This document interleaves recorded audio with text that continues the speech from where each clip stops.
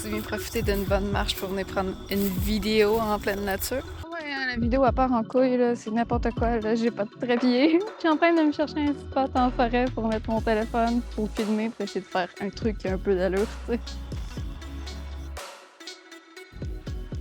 La chose la plus importante dans un jeu de rôle, c'est ton personnage. Peu importe que ce soit dans un événement grandeur nature, ou que ce soit dans un donjon dragon, ou peu importe le jeu de rôle en fait, ton personnage, ça va être le truc qui va déterminer ta façon d'interagir avec ce qui t'entoure, tout ton environnement, puis les autres personnages, etc. Ça va être ta façon de vivre ton expérience. Tu peux jouer quelqu'un de marabout, de grognon, tu peux jouer quelqu'un de super joyeux, tu peux jouer quelqu'un de très innocent, ou tu peux jouer quelqu'un qui a l'air innocent, mais qui au fond de lui est super malveillant aussi. Tu sais. Tu peux jouer tellement de choses, il y a énormément de possibilités.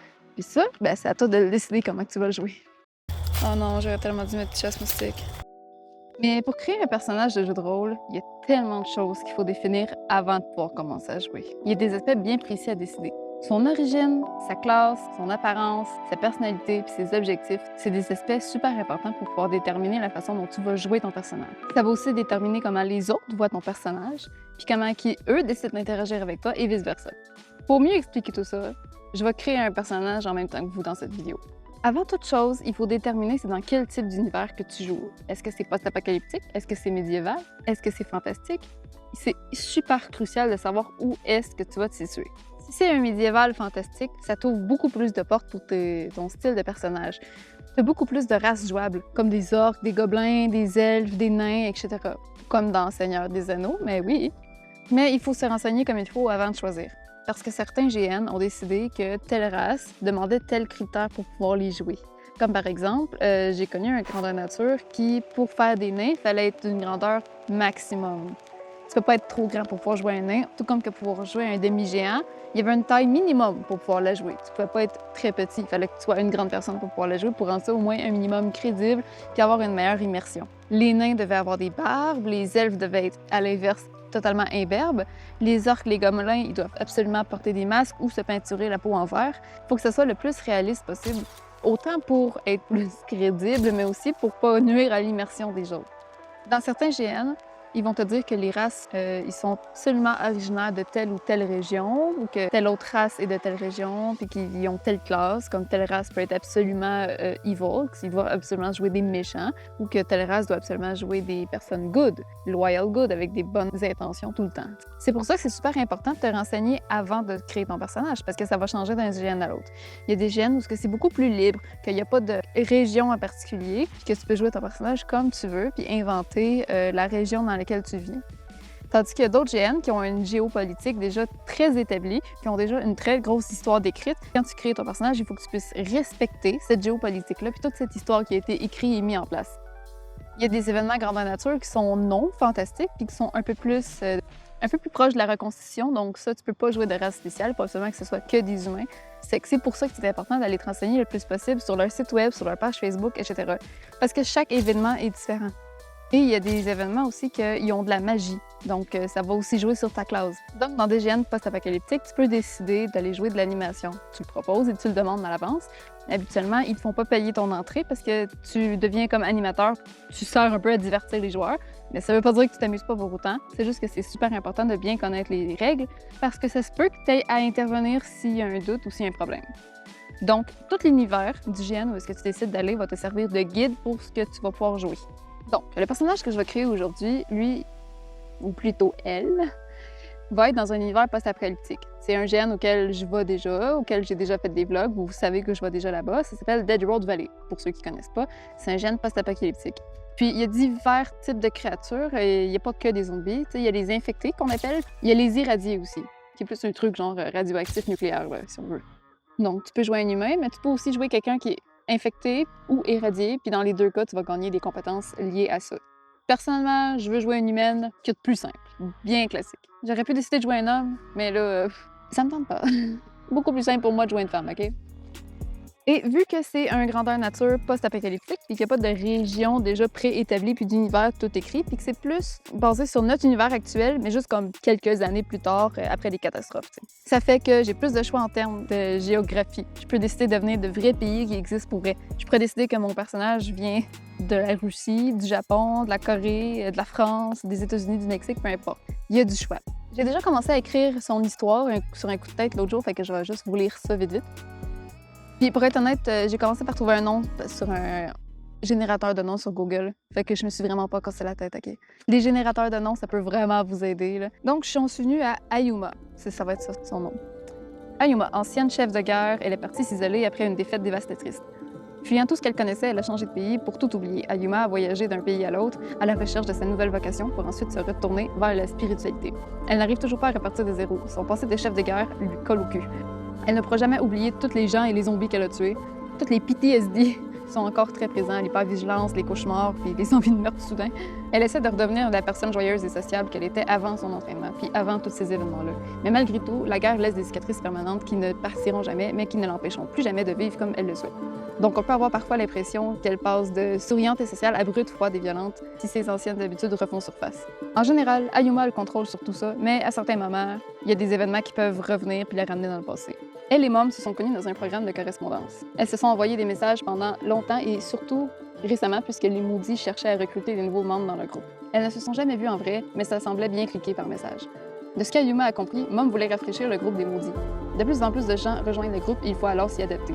Mais pour ça, il faut de l'aide d'une spécialiste. Sachant que Ayuma était une ancienne chef de guerre, Mom s'est dit que ça allait être la candidate idéale pour ça. Parce que Mom avait l'habitude de gérer des bordels, puis c'est loin d'être la même chose. Elle connaissait ses lacunes et son instinct lui répétait qu'il fallait que Ayuma vienne dans le groupe. Ayuma n'aura pas eu la chance de rencontrer Mom en personne parce qu'à son arrivée, Mom avait déjà disparu sans laisser de traces. Est-ce que c'était voulu? Est-ce qu'elle avait prévu de disparaître mais ne voulait pas abandonner le groupe donc elle avait demandé à Ayuma de rejoindre le groupe? Est-ce qu'elle a été tuée?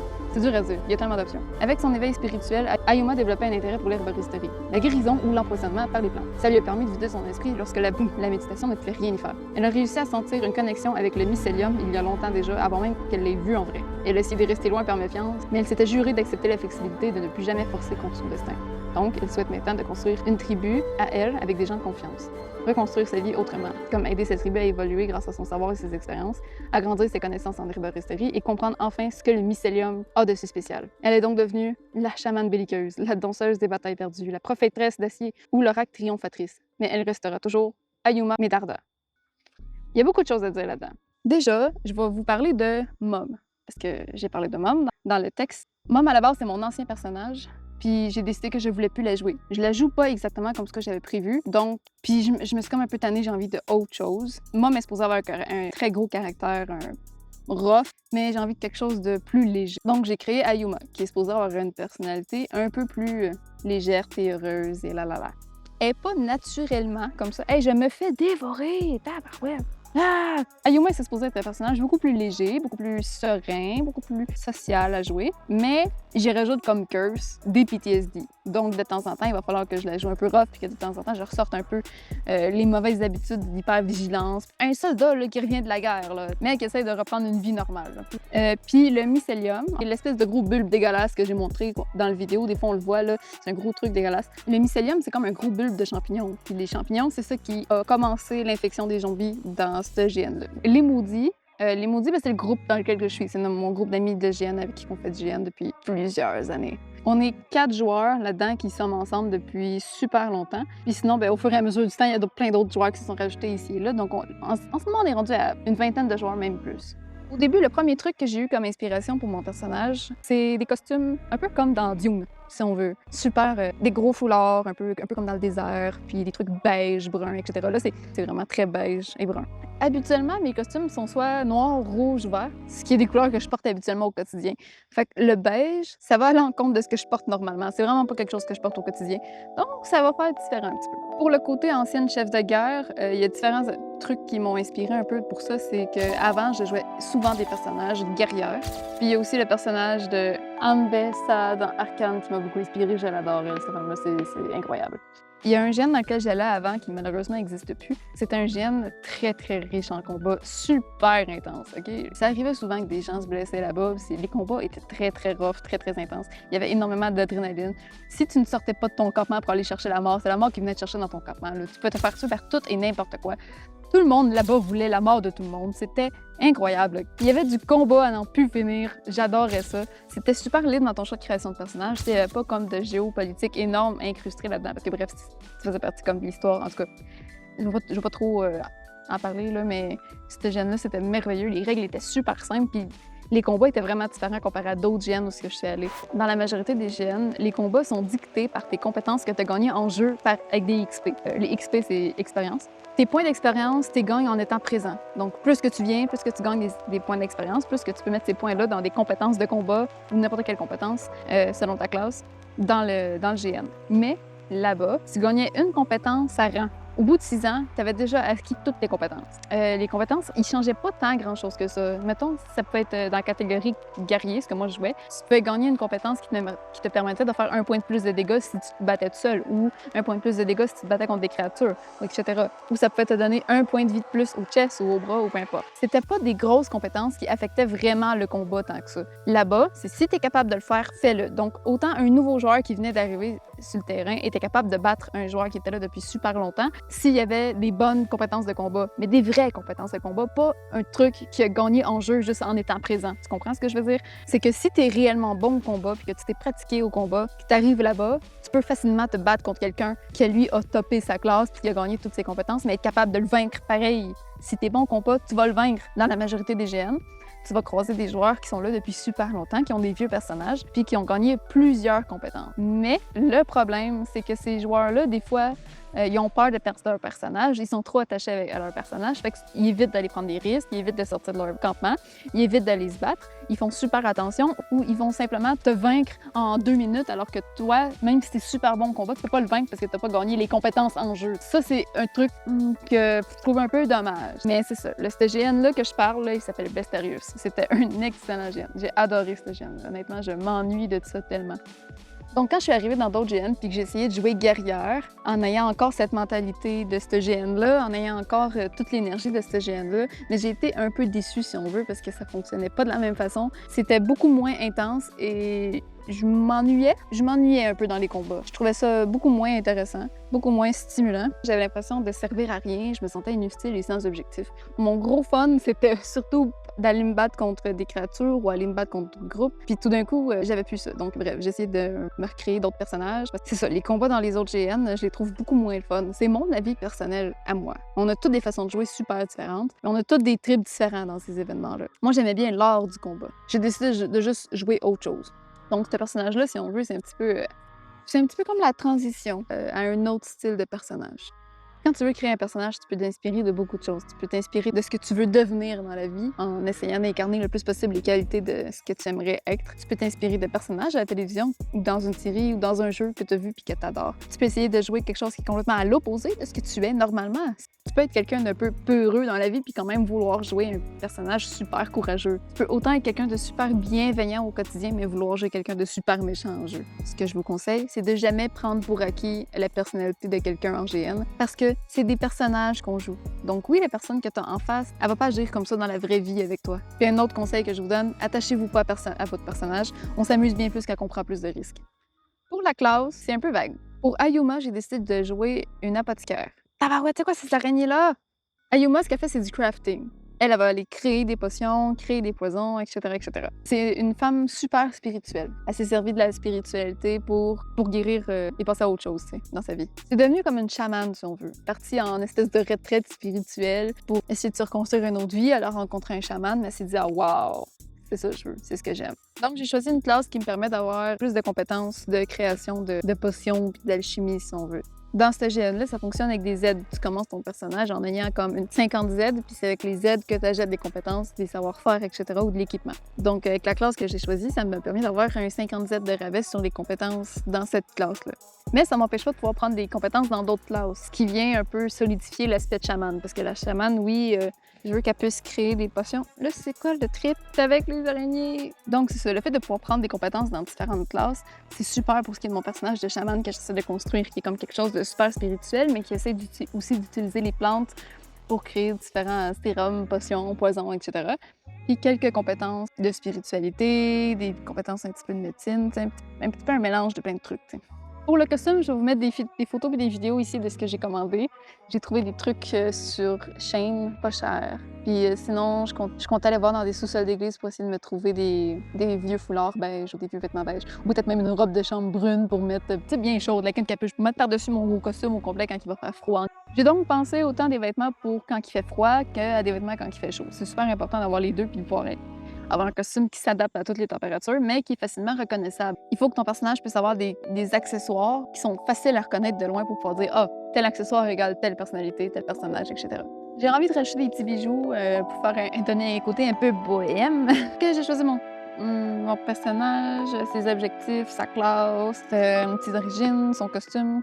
Ah oui, pour ajouter une petite finition à tout ça, j'ai décidé qu'elle allait avoir un langage corporel un peu extravagant, mais une façon de parler un peu originale, tu sais. Ça va m'aider, moi, à être un peu plus dans mon personnage. Puis ça va aider peut-être à comprendre un peu plus comment est mon personnage en ajoutant beaucoup de gestuels.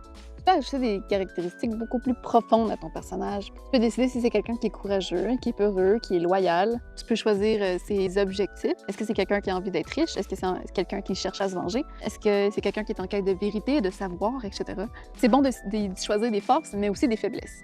Est-ce que ton personnage a peur de quelque chose? Est-ce qu'il y a des fortes valeurs morales, des préjugés? Est-ce qu'il y a un code d'honneur précis puis une religion très distinctive? Puis comment il interagit avec les autres personnages? Comment est-ce qu'il pourrait décrire sa famille? Est-ce que c'est quelqu'un qui était orphelin? Est-ce qu'il a quitté sa famille? Est-ce qu'il a fui sa famille? Est-ce que, au contraire, il aimait beaucoup sa famille, qui était proche de tout le monde, puis qu'il y avait beaucoup de frères et sœurs, etc.? Ou est-ce qu'il était enfant unique? Est-ce que ses parents sont décédés? Il y a tellement d'options. C'est qui sa personne préférée? Est-ce qu'il y a des regrets? Est-ce qu'il se met à lui-même sur des trucs?